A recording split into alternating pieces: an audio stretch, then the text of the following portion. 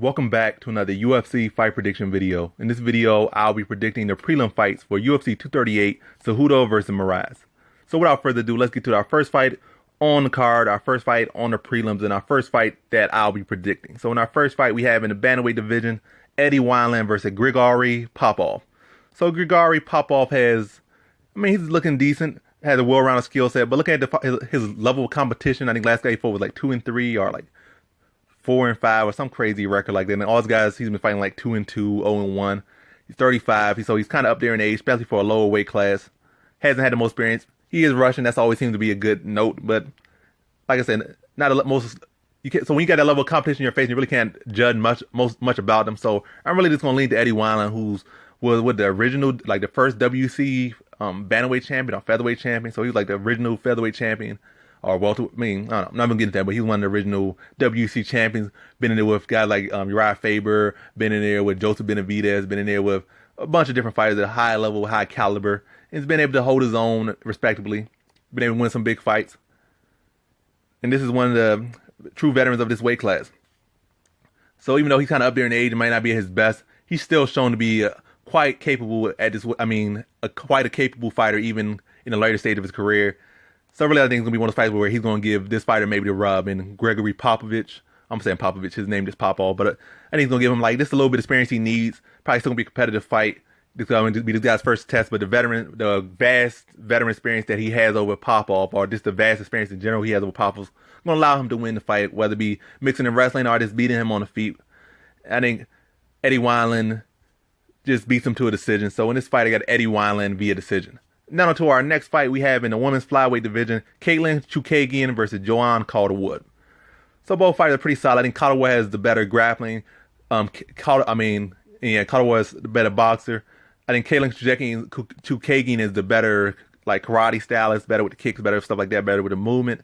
I think overall, I think she's the better striker as well. So Calderwood is the better boxer. I think overall striking, Chookagian is the better striker. Overall with movement and karate and kicks, she's the better striker in that. So I think it'll come down to Chookagian's movement, her volume, her accuracy. Like, with these karate fighters, they're winning the time battle. At distance, they're winning the timing battle. Calderwood's going to have to try to get in on the inside and make it rough.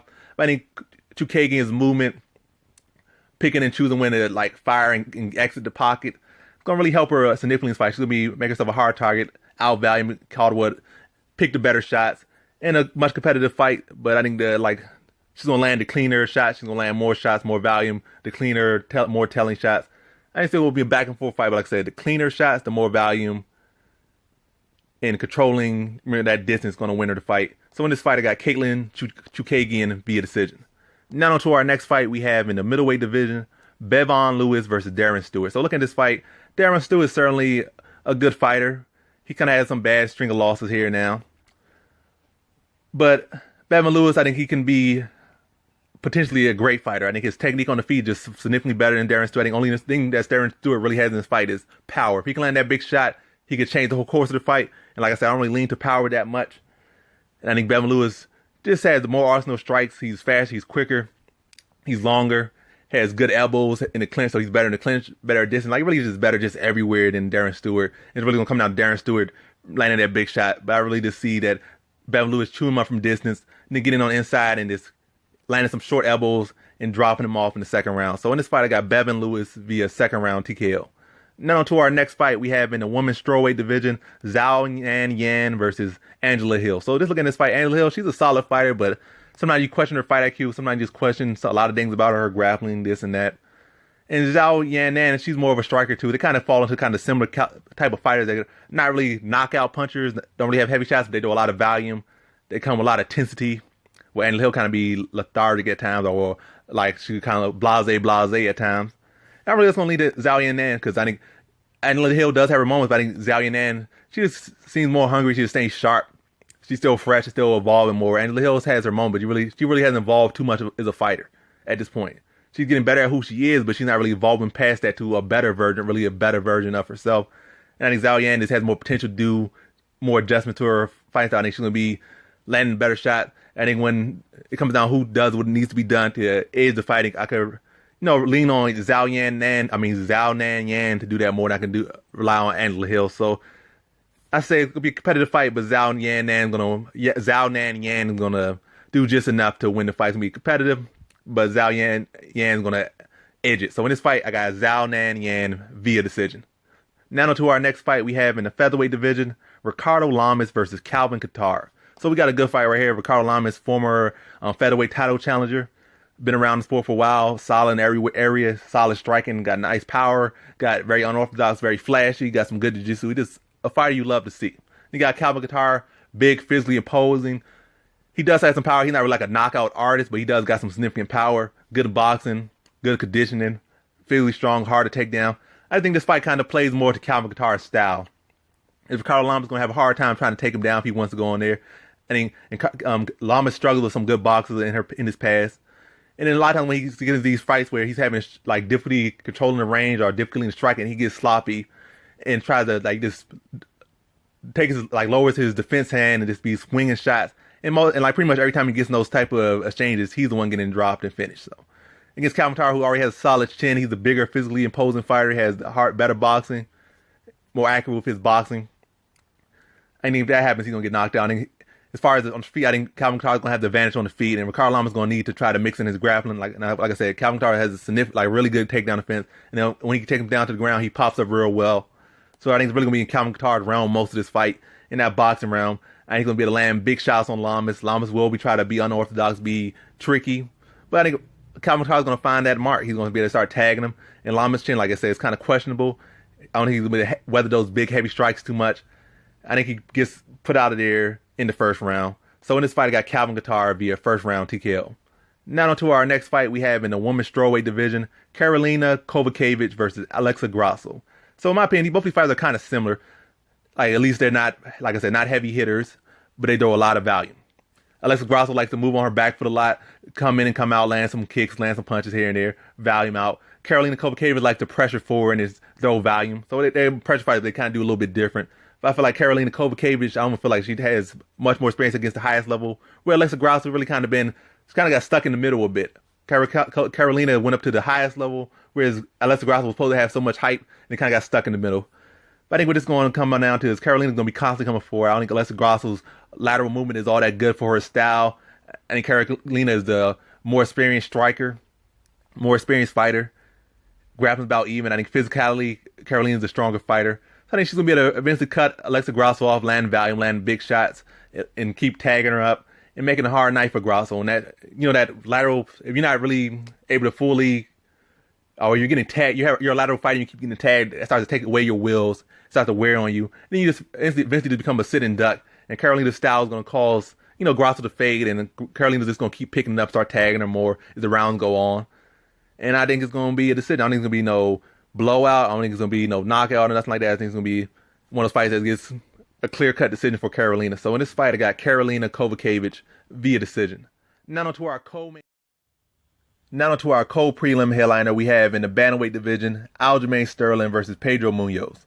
So you got Aljamain Sterling in this fight, who's the taller fighter. I think he's the better wrestler. Well, he is the better wrestler of the two. Pedro Munhoz is the better grappler slightly of the two. One good thing about Aljamain Sterling is that he always seems to outpoint his opponents by double digits, or outstrike them by double digits. Outside of the Marlon Moraes fight, where I think he got outstruck by like 2 or 3 strikes, something like that, maybe 5. And that was a loss in the fight that only lasted like 2 minutes. So when fights really go the distance, it seems that Aljamain Sterling is always outstriking his opponents by double digits. Good thing about Pedro Munhoz is solid grappling, solid guillotine. He's a warrior. He's tough. He's not going to go out there easy. Every fight, I don't think he's even been finished ever. Like, I don't think he's been finished. So he's a very tough guy.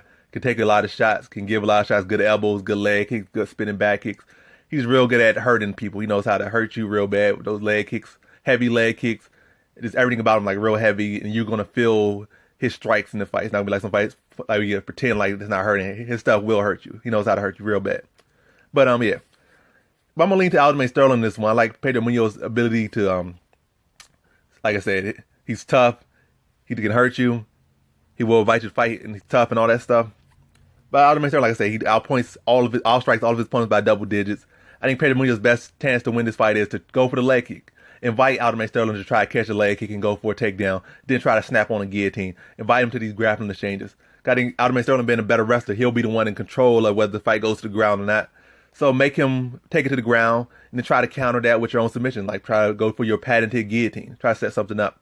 I think Aljamain Sterling, more than like most of the people that Pedro Munhoz has fought over his career, is not going to be afraid to go to the ground with him, because Aljamain Sterling comes from a gym that has solid grapplers. He has a good background in grappling.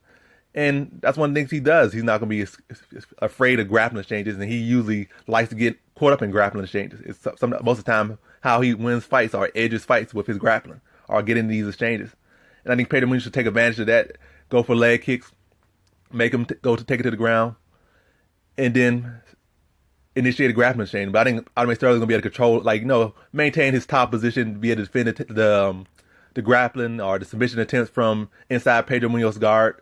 I think on the feet, Aljamain Sterling is going to be so awkward and moving all the time and draw so much volume. It's like this front kicks, and spinning back fists and all this stuff.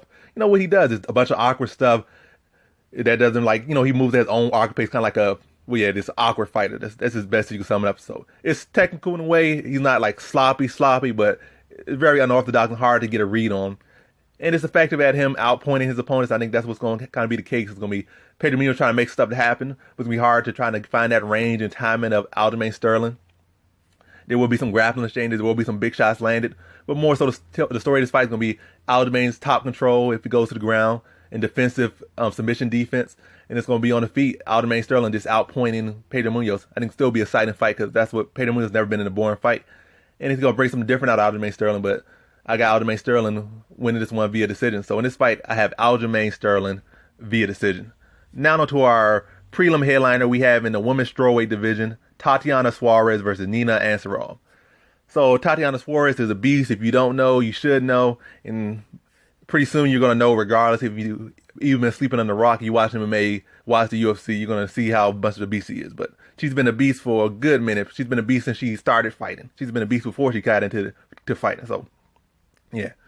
But now let's talk about Nina Ansaroff. Let's give her props. Nina Ansaroff has improved significantly over the years. At first, she was just kind of like a lower tier fighter. Then she started getting more, her physical condition started to get better. Then her grappling defense got better. Then her striking got sharper. So she's really evolved into a real nice fighter. At first, she was just all right, but she's really coming to her own. So you can't just sleep on Nina Ansaroff. She just beat Claudia Gadelha in her last fight. And in some other fights, she beat, there's a lot of solid fighters. I'm forgetting their names right now, but she's beat a couple solid fighters, and she's shown an evolving skill set. So this is no easy fight for Tatiana Suarez at all. And also, it's going to be a new test for Tatiana Suarez. You're going to now have a Nina Ansaroff who's a solid striker. I think she's a much more evolved striker than Tatiana Suarez is at the moment. And plus, she has good lateral movement. She's not going to be going straight back like a lot of these other people she fought. She's going to be a bigger fighter than maybe some people that Tatiana Suarez has fought. So it's going to be a different element to this fight. And Tatiana Suarez is going to have to show some new wrinkles to her game. Like maybe have to cut off a higher level striker than what she used to. A bigger fighter than she used to wrestling. A stronger fighter than she used to. A better conditioning fighter than she used to fighting.